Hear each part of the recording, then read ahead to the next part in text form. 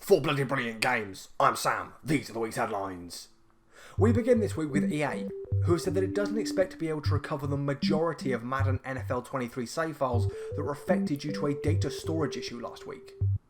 In a forum post, the publisher apologised for the issue, which impacted players who logged into the franchise leagues on Wednesday the 28th and Thursday the 29th of December. Franchise is Madden NFL's career mode, which allows players to take control of teams and take them through multiple seasons, acquiring players. EA's Answers HQ post reads, quote, "Unfortunately, if you logged into franchise leagues during this time, your data was affected due to a data storage issue that resulted in franchise files being corrupted. First off, we are sorry this happened. We know how important your franchises are to you, and we are actively working on a fix to restore some files via a backup as soon as possible. However, not all affected leagues can be restored. The team is currently projecting around 40% of leagues to be recovered. We will communicate an updated timeline next week around the potential restoration of save files from a backup." The post noted that the mode is back up and running. Next, Pocket Card Jockey Ride On will arrive on Apple Arcade on the 20th of January. The solitaire horse racing game, which was developed by Pokémon makers Game Freak, was released on the 3DS in Japan in 2013, before coming to the West 3 years later. The original has players clearing solitaire decks, with their performances affecting how well their horses perform. Game Freak says Ride On will keep the basic rules of the 3DS entry, but racing segments have been recreated in 3D. The original was received fairly well, with the game sitting on an average 83 from 16 reviews. According to Windows Central, Bethesda and Arkane's upcoming Xbox exclusive co-op shooter RedFall is targeting a May release date. The site claims to have heard via sources that the title will release in the first week of the month if development goes to plan. Officially though, RedFall has been given a 2023 release window by Microsoft.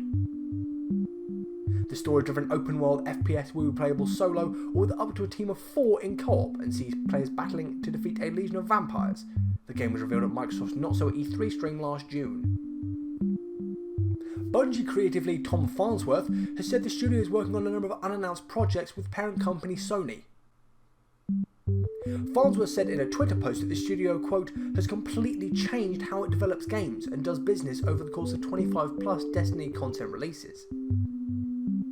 Moving from strictly boxed products to live service games. He added that with the support of Sony, they are currently working on a number of unannounced projects. Prior to acquiring Bungie, Sony's CEO said that the purchase of the Halo creator was partly motivated by a desire for PlayStation to become more of a multi-platform business, saying Sony believed it would be the catalyst to enhance its live service capabilities. Bungie's latest expansion for Destiny 2, Lightfall, was revealed at the Game Awards in December and is set for release on the 20th of February this year.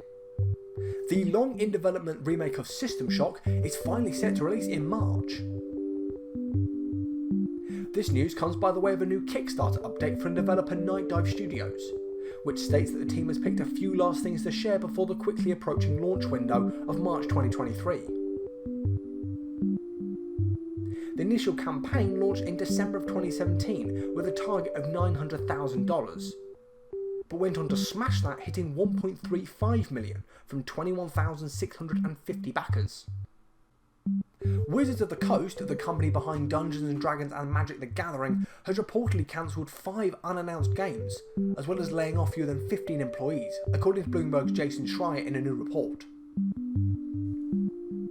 The people that lose their jobs will be given a chance to apply for new roles within Wizards of the Coast, but this apparent business restructuring will affect others outside of the company. Bloomberg reports that this reorganisation will hit Other Side Entertainment and Hidden Path Entertainment hard, with both studios working on games for Wizards of the Coast. One project in the works that is now cancelled went under the codename Jabberwocky, according to Schrier's report, and 2 more externally developed games early in development are no longer moving forward. These cancellations and layoffs come as parent company Hasbro shares fell 40% last year. Wizards of the Coast told IGN that it remains, quote, committed to using digital games as a cornerstone of our strategy for bringing our games to players around the world. adding that it has made some changes to our long-term portfolio to focus on games which are strategically aligned with developing our existing brands and those which show promise in expanding or engaging our audiences in new ways. To be clear, it's believed Larian Studios' continued development of Baldur's Gate 3 does not seem to be affected by this reorganisation, despite Wizard of the Coast serving as the game's publisher. There weren't any new releases this week, but squad management RPG We Are The Caretakers left early access on the 6th, having launched on the service in April of 2021. At the time of publication though, no outlets have reviewed the title. So with all that said, we've reached the end of this week's episode. Be sure to leave your thoughts on any of the stories we've talked about today in the comments down below, and while you're down there, let me know what games you've been playing. If you enjoyed this, please give us a thumbs up and a subscribe, it really helps out the channel. And if you're interested to hear updates on our content, follow us on Twitter at BloodyBrillGames. I'm Sam, thank you for watching Bloody Brilliant Games. I'll see you next week. Goodbye.